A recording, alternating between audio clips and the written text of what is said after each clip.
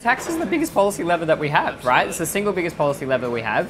And this idea, and I think this is the other argument about this, right? People say, well, you're foregoing revenue, isn't that terrible? At the end of the day, if we get some of this happening... If it makes money. It makes money, the amount of employment it creates, we get it all back on income tax, we get it all back on GST, plus 10x. Plus. You know, talking about the Israeli chief scientists, when they were looking at how they invest taxpayers' money partnering with the private sector, they obviously go after the higher risk investments because government has an ability to absorb that risk. Their figures, so this is not academic economic theory, their figures of what they've achieved, for every dollar they've put in, they've had $5 back. Wow.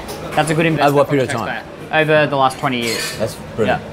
And did they sit down, did they tell you they sat down one day and decided they're no longer going to be an export oranger? Orange exporter, I should say, export oranger. Orange exporter. Orange exporter. It's exactly, my family used to be citrus farmers, so we love oranges, but it is it's literally what they did. I mean, they had no natural resources. The wall came down and they had 100,000 ex-Soviet scientists rock up in their country, and they thought, what the hell do we do with all these people? So they created a fund called Yozma, where they had $10 million with match funding to create 10 VC firms. And then they were very quickly privatised a few years ago. And then they had all these scientists, they had all this venture capital come out of nowhere because they literally had zero VC 20 years ago.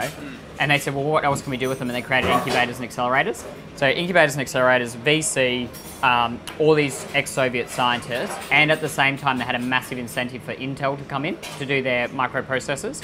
And that was the sort of the melting pot.